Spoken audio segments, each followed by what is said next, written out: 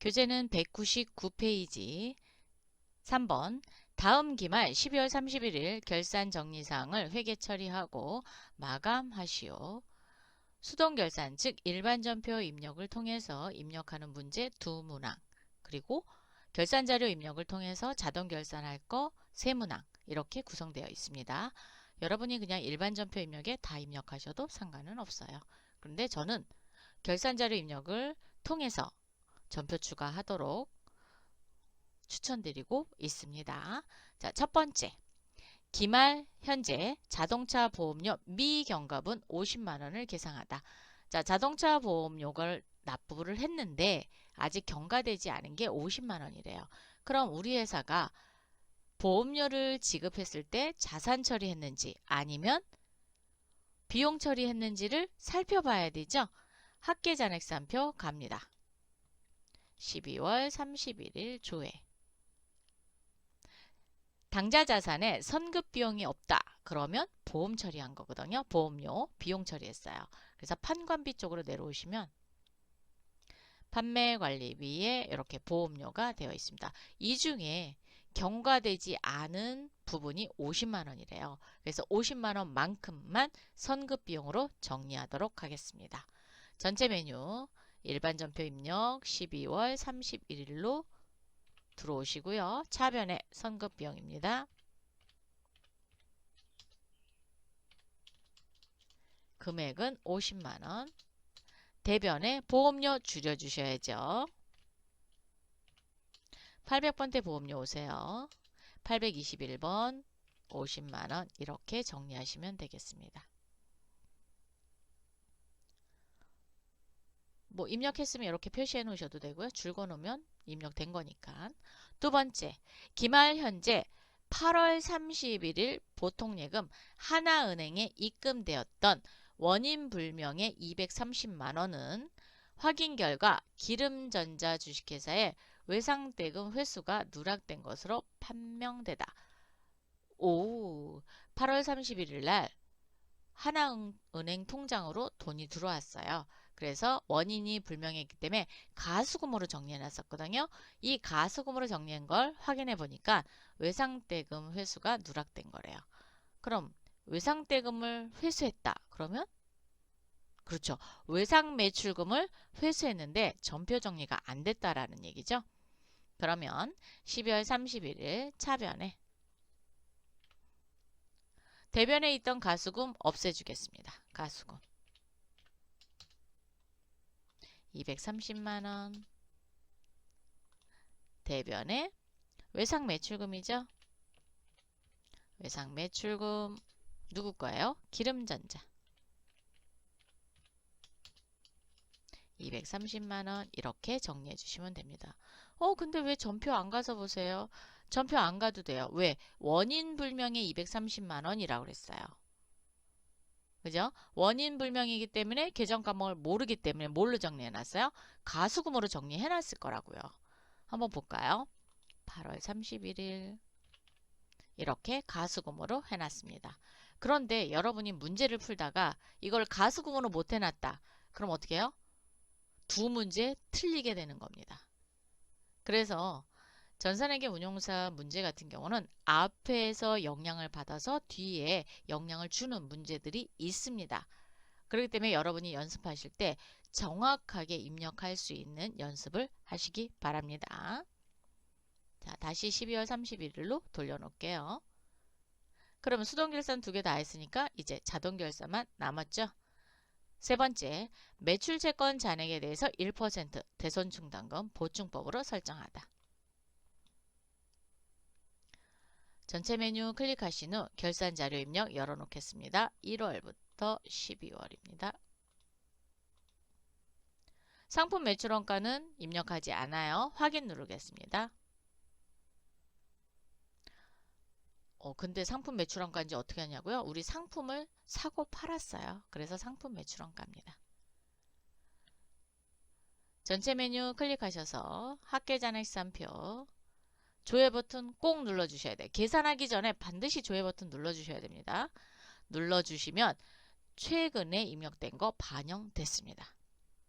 외상 매출금이 4억 4,130만 5천원이죠. 자, 오른쪽 마우스 계산기 눌러서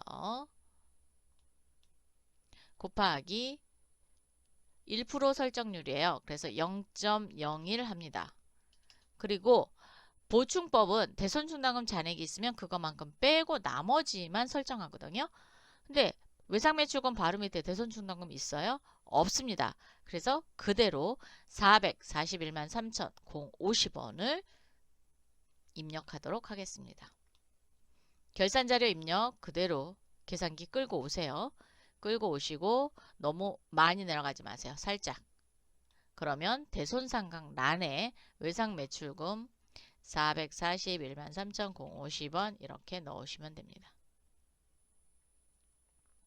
넣으시고 나서 이제 종료 버튼 누르겠습니다. 이번에는 매출 채권이라 그랬으니까 받으러 옴도 해야 되죠. 합계잔액산표 받으러 옴 오니까 여기 대손충당금 없습니다. 그럼 얘 복사해서 공 2개 없애면 똑같죠. 결산자료 입력 와서 컨트롤 V 한 후 공 2개만 지워주십시오. 이렇게 지워주세요. 그래서 202만원 아니면 계산해서 갖고 오셔도 됩니다. 그럼 매출채권 즉 외상매출금과 받으러 했습니다. 네 번째, 모든 비유동자산에 대해 감가상각비를 계상하다 그랬어요. 전체 메뉴 클릭한 후 고정자산 등록의 원가경비별 감가상각 명세서입니다. 클릭. 유형자산 총괄로 오셔서 우리 회사가 보유하고 있는 유형자산에 대해서 감가상각비 계산하면 됩니다. 건물밖에 없네요. 자, 단기상각비인 656만 2,500원을 상각할 겁니다. 컨트롤 C. 결산자료 입력에 대손상각 바로 위에 있는 감가상각비 건물란에 컨트롤 V 이렇게 해주셔야 돼요. 원가경비별 감가상각 명세서 오셔서 건물밖에 없었죠. 이번에는 무형자산 총괄이 있는지 없는지 보셔야 됩니다. 자, 보고 조회 버튼 눌렀더니 없습니다. 없으면 상각할 게 없는 거죠. 반드시 확인은 하셔야 됩니다. 다섯 번째, 기말상품 재고액을 입력하고 결산 처리하다. 재고평가는 선의선출법으로 한다. 프로그램상에서 선의선출법으로 세팅이 되어 있기는 해요. 그렇지만 여러분이 확인을 한번 하시기 바랍니다. 물류관리에 오셔서 재고자산 수불부 마감하겠습니다. 마구 엔터해서 우리 회사가 보유하고 있는 모든 품목이 다 나오셔야 됩니다. 자, 기능모음에 평가 방법 누르면 여기 선의선출법 되어 있어요. 자동으로 선의선출법 세팅되어 있으니까 여러분이 확인을 하셔도 되고 안 하셔도 상관없어요. 자, 마감 눌러서 이 부분을 선의선출법으로 세팅을 자동으로 해둔 겁니다. 그럼 우리가 손댈 거는 그렇죠. 일괄 마감에 커져 놓으시고 확인. 그래서 마감 여부가 반드시 이어 부로 되어 있으면 마감이 안 된 겁니다. 그리고 오류 메시지 뜰 거예요. 자, 마감하셨죠? 이제 요 재고 금액을 몽땅 모으겠습니다. 모을 수 있는 메뉴는 전체 메뉴에 재고자산 명세서가 되겠습니다. 12월로 조회해 주시고요. 엔터 해 주십시오. 간혹 가다가 조회가 안 될 수 있어요. 자, 안 되는 거는 마감이 안 됐다는 겁니다. 마감이 돼야지만 재고자산 명세서는 보여집니다. 상품의 자산별 합계는 3억 6,616만원입니다. 자, 컨트롤 C.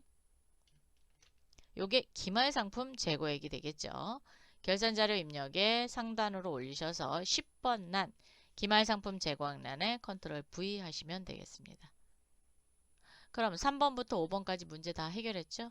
전표 추가 반드시 전표 추가하신 후 확인하고 일반 전표에 오셔서 조회 버튼 꾹 눌러주시는 거 잊지 마세요. 상품 매출원가가 제대로 들어왔는지 감가상각비, 대손상각비 들어왔으면 오케이. 채점은 여기서 한다라는 거 잊지 마세요. 이번에는 마감하도록 하겠습니다. 전체 메뉴 회계 모듈에 오셔서 손익계산서부터 마감합니다. 12월 마감을 하는 이유는 손익 대체 붕괴를 일으키기 위해서 하는 거예요. 그래야 재무상태표를 열었을 때 에러 메시지가 뜨지 않습니다. 4억 4,911만 9,150원 열었다 닫아주시면 되고요. 이익잉여금 처분계산서 아니요 또는 예 하셔도 됩니다. 당기순이익 끌고 옵니다. 그리고 여기에서 전표 추가를 꼭 해주셔야 대체분괴가 일어납니다. 전표 추가 확인 그리고 일반 전표에 오셔서 확인해 보면 이렇게 손익 대체분괴가 일어난 게 보입니다. 즉 수익도 손익에 대체하고 비용도 손익에 대체해야 됩니다. 그리고 잉여금 대체분괴가 일어났어요. 그리고 나서 전체 메뉴에 재무상태표를 여시게 되면은 에러 메시지가 나타나지 않습니다. 이 마감 작업을 안 하게 되면 에러 메시지가 뜬다라는 거 유념하시기 바랍니다. 요거 마감 안 했다고 틀리거나 그러지는 않아요. 그렇지만 그래도 에러 메시지가 뜨면은 내가 뭔가를 잘못했나 이렇게 생각할 수 있죠. 그래서 마감하시기 바랍니다. 네 번째, 다음 사항을 줘야요. 번호 순서대로 단답형 답안에 등록하시오. 자, 단답형 답안에 시험 보러 가실 때는 반드시 숫자만 기록해 주십시오.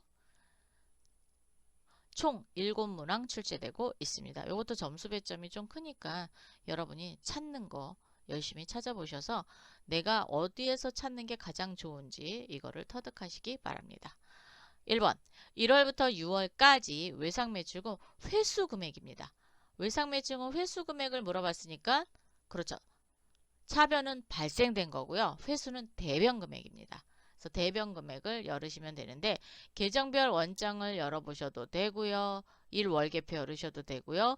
1월부터 6월까지 회수금 그랬으니까 합계잔액산표 열으셔도 되겠네요. 자, 전체 메뉴 합계잔액산표 대신 6월로 조회하셔야 됩니다. 그리고 외상매출금의 대변 금액이라 그랬죠. 2억 7,200만 원이 되겠네요.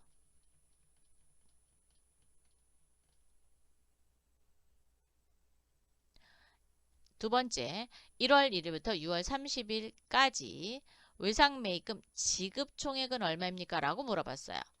외상매입금 지급 총액은 갚았다는 거죠. 그래서 부채를 갚으면 차변입니다. 차변 금액을 열어보시면 돼요. 그런데 지금 합계잔액시장표 열렸죠. 여기에서 유동 부채 쪽으로 오세요. 자, 유동 부채의 외상매입금 잔액을 보시는 거 아니에요. 차변 금액인 3억 8,800이 상환한 금액이 되겠습니다. 즉 지급한 총액입니다.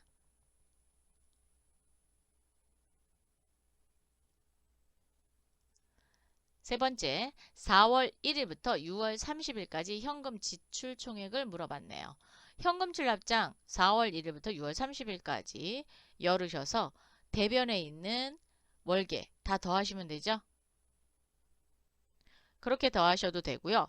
저는 1월계표에서 보도록 하겠습니다. 전체 메뉴 전표 입력 장부에 1월계표 4월 1일부터 6월 30일까지 열으세요.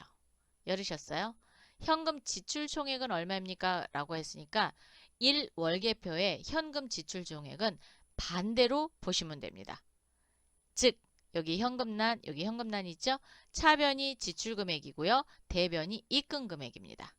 그래서 지출된 금액은 717만 4천 원이 되겠습니다. 요것만 반대예요.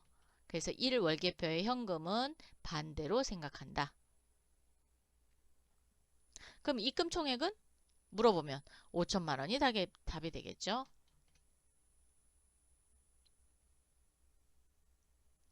네 번째, 4월 31일 현재 동해전자의 외상매입금 잔액은 얼마입니까? 라고 물어봤어요. 거래처의 외상매입금이니까 거래처 원장밖에 없습니다.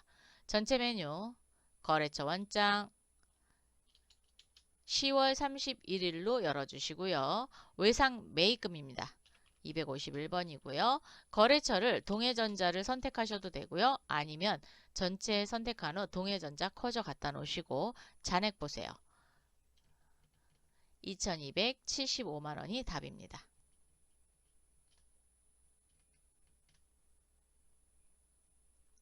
다섯 번째, 10월 25일 스캐너의 단기 재고 수량은 몇 개인가 라고 물어봤거든요.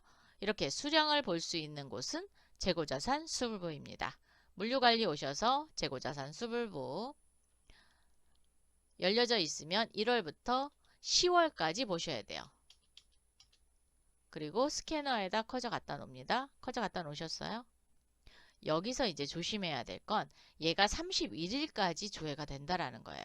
만약에 여기가 31일까지 결제가 됐다. 그러면 25일에서 자르셔야 됩니다. 그런데 지금 다행히 없죠? 몇 개 남았어요? 50개 남았네요. 얘는 한 달 한 달 이렇게 보여주는 거예요. 그래서 말일까지 보여준다라는 거. 다른 거 한번 볼까요? 이렇게 25일. 네, 다른 데도 그 날짜는 없네요. 그래서 스캐너 50개 확인. 여섯 번째, 1월 1일부터 12월 31일까지 한국채택 국제회계 기준 KIFRS에 의한 포괄손익계산서 표시되는 매출 총액은 얼마인가 라고 물어봤어요. 자, 전체 메뉴 클릭하셔서 회계 모듈입니다. KIFRS 재무제표에 포괄손익계산서 클릭하겠습니다. 이거 그냥 손익계산서 열지 말고시고요. 포괄손익계산서 열어주세요. 12월 매출 총이익을 물어봤죠? 여기 있습니다. 4억 8,466만 원이네요.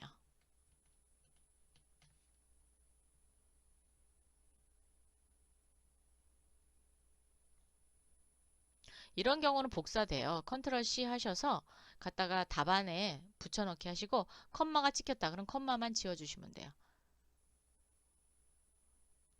7번 12월 31일 현재 한국채택 국제회계 기준 KIFRS에 의한 재무상태표에 표시되는 매출채권 순장부가격은 얼마인가 라고 물어봤거든요. 순장부가격은 대손충당금 잔액을 뺀 금액이 되겠습니다.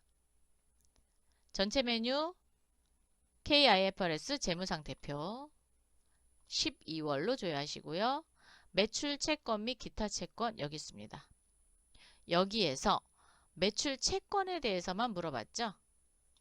그래서 4억 3,689만 1,950원 오른쪽 마우스 계산기 눌러서 더해 주시면 됩니다. 436-891-950 그리고 받으러움은 199-980 그래서 6억 3,687만 1,950원이 답입니다. 근데 여기서 하나 팁을 드리자면 우리가 매출 채권에 대해서는 재무상태표나 KIFRS랑 계정 과목이 똑같죠? 그죠?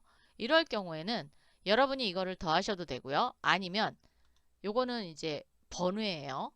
재무상태표에 보시면 12월 조회를 하시고요. 제출용을 눌러보세요. 그러면 여기는 매출채권이 이렇게 대손충당금 요금액 빼셔야 돼요. 그럼 과목별로 한번 볼까요? 과목별로 보시면 요거랑 요거랑 이렇게 더해야 되잖아요. 그랬을 때 제출용에 매출채권 요거에서 요 금액을 빼시면 됩니다. 이렇게 보셔도 되고요. 근데 이렇게 보나 계산은 똑같이 하셔야 된다라는 불편함이 있죠. 그러면 KIFRS 재무상태표를 보시는 게 훨씬 더 유리하다라는 겁니다. 되셨나요?